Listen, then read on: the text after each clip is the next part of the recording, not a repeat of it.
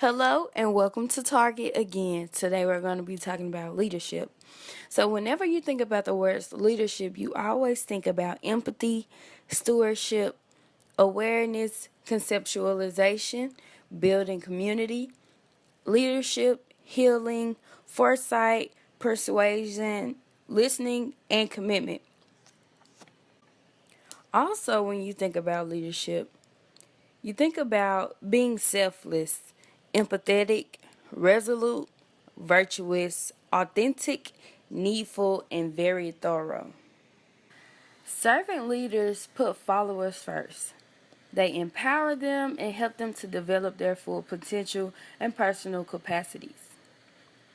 Although servant leadership is sometimes treated by others as a trait, in our discussion here at Target, servant leadership is viewed as a behavior. We expect you to be a servant as well as a leader. In addition to serving, Greenleaf states that a servant leader has a social responsibility to be concerned about the have-nots and those less privileged. He also states that servant leadership values community because it provides a face-to-face opportunity for individuals to experience interdependence, respect, trust, and individual growth. There are 10 characteristics of a servant leader.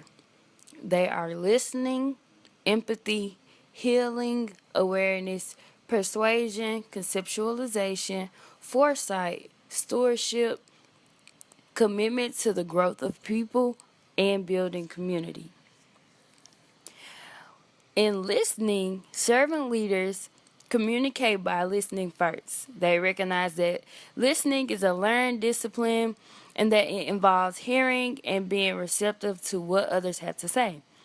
Through listening, servant leaders acknowledge the viewpoint of the followers and validate their perspectives. Number 2 is empathy. Empathy is standing in the shoes of others. When a servant leader shows empathy, it is confirming and validating for the follower.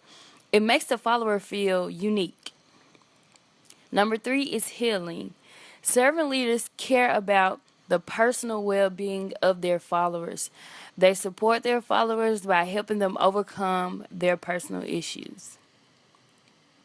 Number 4 is awareness. Awareness is a quality within a servant leader that makes them actually tuned and receptive to their physical and social political environments. Number 5 is persuasion. Persuasion is clear and persistent communication that convinces others to change. Number 6 is conceptualization. Conceptualization refers to an individual's ability to be a visionary for the organization, providing a clear sense of its goals and direction. Number 7 is foresight. Foresight encompasses a servant leader's ability to know the future. It is the ability to predict what is coming based on what's occurring in the present and what has happened in the past. Number 8 is stewardship. Stewardship is about talking and taking the responsibility for the leadership role entrusted to the leader. Servant leaders expect and accept the responsibility to carefully manage the people and organization they have been given to lead. Number 9 is commitment to the growth of people.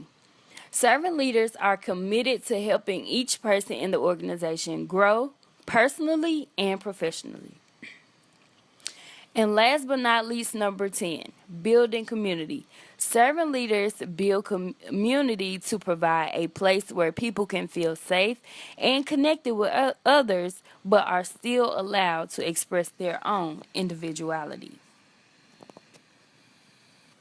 Here's a model of servant leadership. You have antecedent conditions, servant leadership behaviors, and outcomes. Antecedent conditions. These conditions are inclusive of all the conditions that affect servant leadership, but do represent some factors likely to influence the leadership process. Context and culture.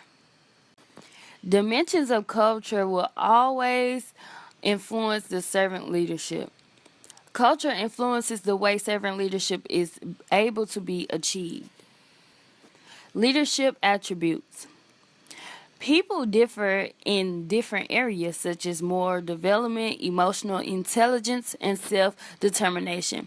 And these traits interact with their ability to engage in servant leadership.